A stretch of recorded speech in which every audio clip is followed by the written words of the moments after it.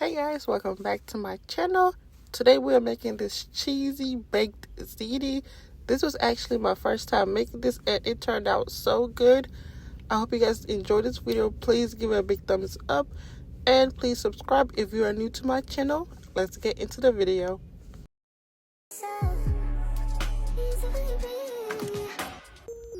To start off, we are going to cook our ground beef. Usually I would use ground turkey, but I couldn't find any at the store, so we are using ground beef. You want to break the ground beef down. You don't want no big chunks into our sauce for later. You want it into smaller pieces, and you want to brown this until it is fully cooked.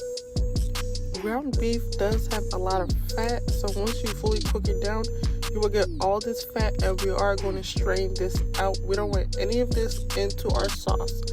That is nasty. Once you strain it, it should become like this, and then we are going to add our seasonings. I will be listing the full ingredients with the measurements down below. Now you just want to give this a good mix. Once all the seasonings fully mix into the beef, we are going to add in our chopped onions and our freshly minced garlic. You can use canned garlic, but I feel like whenever you use a sauce, it's best to mince the garlic yourself. It just tastes way better. Once you add those in, we are going to saute it for about 2 to 3 minutes. We want the onions and garlic to fully be incorporated into the beef. Now we are adding in our pasta sauce. I am using the brand RAGU. That is my favorite brand. Once you add that in, you're going to give it a really good mix. Mix this for a couple seconds or at least a minute. We want the sauce and the beef to be fully incorporated. We don't want any dry parts or any beef that don't get any sauce. Don't forget to like this video if you're enjoying it, and please subscribe if you're new to my channel. I got about a cup of water added to my sauce jar and then added into the saucepan. That's just so the sauce is not too thick and we still have a bit of a saucy texture to it. Now I'm adding in my chopped cilantro. I did not measure this part. I just got a handful and roughly chopped it up and added to the sauce. Give this a good mix. This is the part where you taste the sauce and see if it needs anything. I added a little more creole seasoning. But now we take our sauce and add it to our pasta. I could not find ziti pasta anywhere, so I'm using Penne. It still works out great. Once you add your sauce to the pasta, you want to give this a really good mix. You want the sauce and the pasta to be fully incorporated.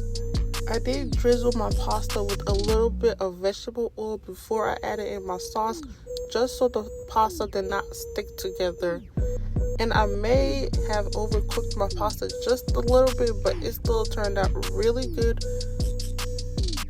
Once you give that a good mix, we are adding in our cheese. I am using a mixture of provolone and mozzarella. Now we'll give this a good mix again. Make sure the cheese is fully melted. For this part, my heat is off. I do not have the heat on. The sauce is melting the cheese.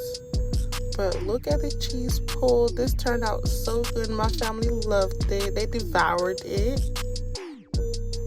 Now to bake it, you want to get a deep baking dish. I'm not sure what the measurement for this one is, what baking dish I'm using, but I've had it for a while.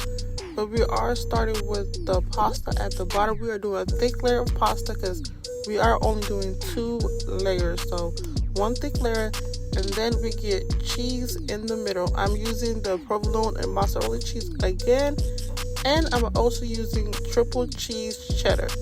So this turned out really good. You don't have to use these cheeses, but these worked for me.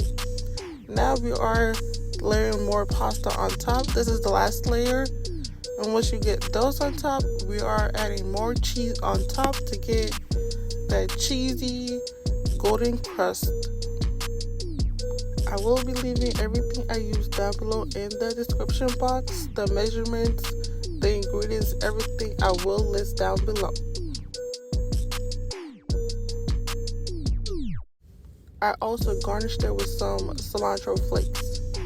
Yeah, look at this. It's not even done yet and it looks amazing. It turned out so good. let's get into this cheese pool. It looks amazing. I served mine with some garlic Texas toast. I hope you guys enjoyed this video. Thank you for watching. Bye.